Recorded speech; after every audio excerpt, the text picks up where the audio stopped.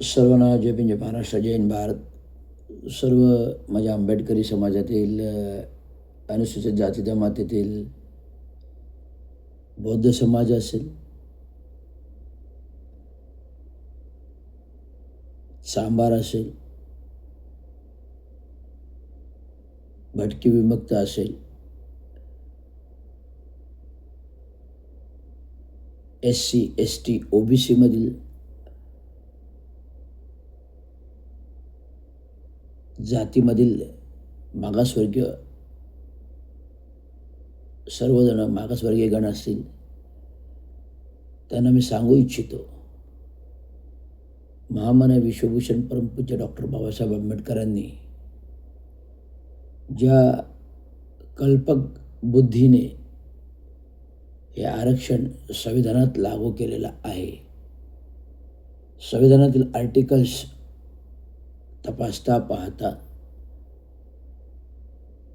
त्या युगपुरुष महामानवाने अशा प्रकारे तरतूद केलेली आहे की SCचं वर्गीकरण, STचं वर्गीकरण, OBCचं वर्गीकरण, हे जाती जातीतील वर्गीकरणचे उपवर्गीकरण अ ब क ड या उपवर्गीकरण क्षेत्रात होऊ शकत नाही. जी लोक हायकोर्टमध्ये गेली होती त्या हायकोर्ट कमिटीचे समितीचे न्यायमूर्ती बदर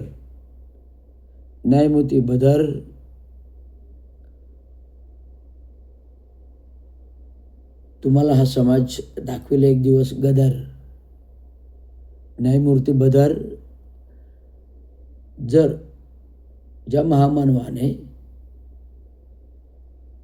तुम्ही न्यायमूर्ती आत्ता आलात, पण जे महामानव आहेत ते मुळात बॅरिस्टर होते, भारतरत्न होते, सिम्बॉल ऑफ नॉलेज होते,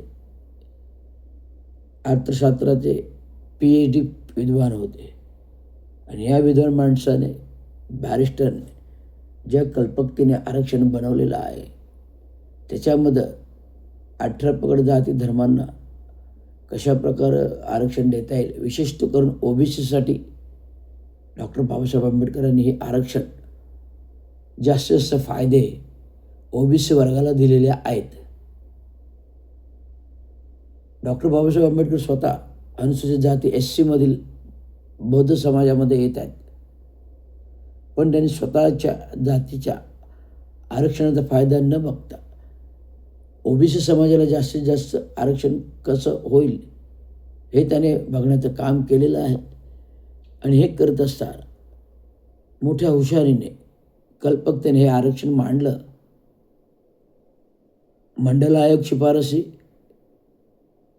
VP सिंग असताना पंतप्रधान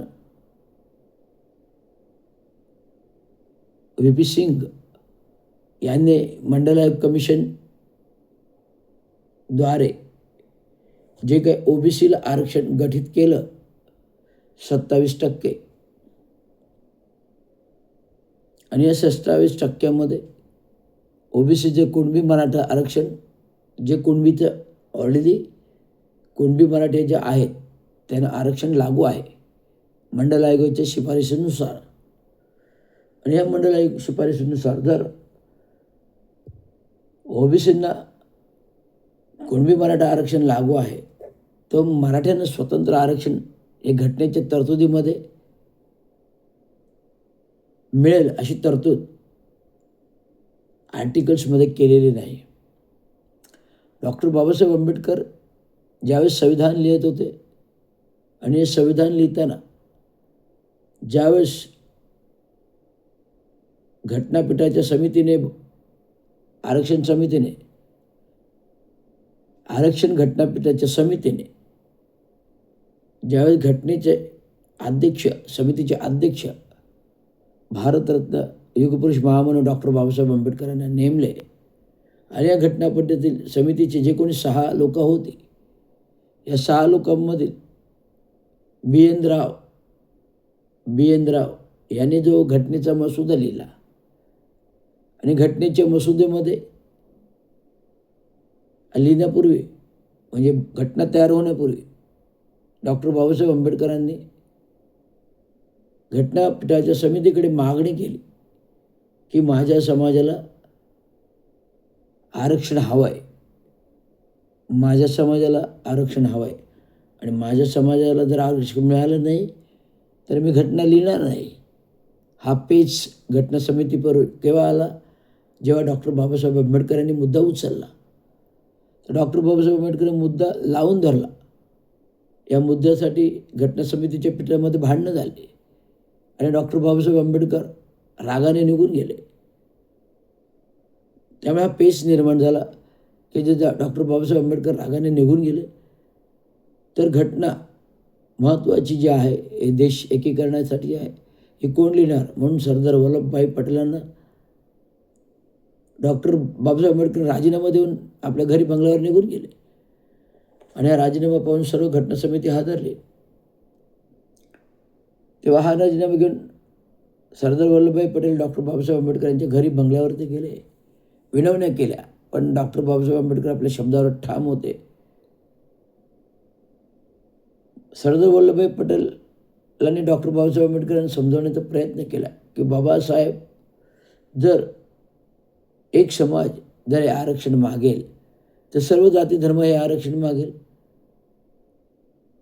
डॉक्टर बाबासाहेब आंबेडकरांनी हुशारीने उत्तर दिलं, पटेलजी तुम्ही म्हणताय ते बरोबर आहे, पण माझा समाज आणि तुमचा समाज याच्यामध्ये जमीन आसमानाचा फरक आहे आणि तुमचा समाज ज्या उच्च पातळीवर आहे त्या उच्च पातळीवर माझा समाज नाही आहे. त्या समाजाला ती पातळी गाठण्यासाठी आरक्षण हे मुख्यतः आवश्यक आहे. हे जेव्हा सरदार वल्लभभाईंना पटलं तेव्हा त्यांनी तो बाबासाहेब आंबेडकरांच्या मुद्दे मान्य केले आणि बाबासाहेब आंबेडकरांना राजी केले आणि तो राजीनामा फाडला. ही सर्व कथाचा सार या आरक्षणाची मूर्तो आणि आरक्षणाच्या तरतुदी आर्टिकल्सनुसार डॉक्टर बाबासाहेब आंबेडकरांनी अशी काही तरतूद केलेली आहे की SC/STच्या आरक्षणाला कोणी हात लावू शकत नाही, की कोणी बदल करू शकत नाही. कुठलीही न्यायमूर्ती बदर समिती जरी आली तरी तो घटनेच्या तरतुदीच्या आर्टिकलनुसार SC/STच्या आरक्षणामध्ये कोणीच बदल करू शकत नाही आणि तो राज्य सरकारलाही अधिकार प्राप्त नाही किंवा बदर समितीच्या अहवालाला प्राप्त नाही आणि अहवालाच्या समितीच्या अहवालानुसार ही ते होऊ शकत नाही. त्यामुळे मी सरकारला आवाहन करतो की त्यांनी बदर समितीचा अहवाल सार्वजनिक जाहीर करा. मुद्दा 1, बदर समितीचा अहवाल सार्वजनिक जाहीर करा, मुद्दा 1. आणि दुसरा, जोपर्यंत जनगणना होत नाही त्यामुळे सरकारने तूर्त आरक्षणाची घाई करू नये, उपवर्गीकरण करण्याची घाई करू नये. तिसरा मुद्दा की भारतीय जनता पार्टीचे सरकार जे आहे, आत्ता कुठे बौद्ध समाजामध्ये भारतीय जनता पार्टीचे RSSवादी सरकार आहे आणि बौद्ध समाज आहे, आता कुठेतरी त्यांचे मुद्दे पटलेत आणि बौद्ध समाज हा त्यांच्या सत्तेमध्ये एकवटलेला आहे आणि या बौद्ध समाजाला सरकारला नाराज करायचं नाही आहे. त्यामुळे कुठेतरी हा तिसरा बेनिफिटचा मुद्दा आहे की आरक्षण सरकार तूर्त निर्णय घेणार नाही. हे 3 महत्त्वाचे मुद्दे पाहता जे आरक्षण बचाव समिती आहे उपवर्गीकरणाची, यांचा मोर्चाचा काही फायदा होणार नाही. का आरक्षणच सरकार करू शकत नाही जोपर्यंत जनगणना होऊ शकत नाही. हा महत्त्वाचा मुद्दा आहे. हे माझं विश्लेषण आहे, हे माझा तर्क आहे, हे माझे वितर्क आहे. न्यायमूर्ती बदरांनी तो सार्वजनिक अहवाल सरकारने जाहीर करावा. सरकारी अहवाल जाहीर करा की बदर समितीने नक्की काय पडताळणी केले, काय अभ्यास केला आहे, तो सार्वजनिक मागासवर्गीय समाजाला माहिती व्हावं. तो स्पष्ट अहवाल जर समाजाला कळत नाही तोपर्यंत बौद्ध अनुसूचित जाती समाजाची या बदर समितीच्या न्याय समितीला हरकत राहील. हे असं मुख्यमंत्र्यांना आमचं निवेदन आहे, ते मुख्यमंत्र्यांनी ऐकावं एवढंच मला सांगायचं आहे. आणि अनुसूचित जाती समाजाने कोणीही चिंता करू नका. जोपर्यंत जनगणना होत नाही, सरकारच्या कुठल्याही सरकारला, राज्य सरकारला तर हिंमत नाही हे सर्व अधिकार राज्य सरकारचे नाहीत, केंद्र सरकारचे आहेत. त्यामुळे आरक्षणाच्या बाबत चिंता करू नका. धन्यवाद. जय हिंद, महाराष्ट्र. जय हिंद, भारत.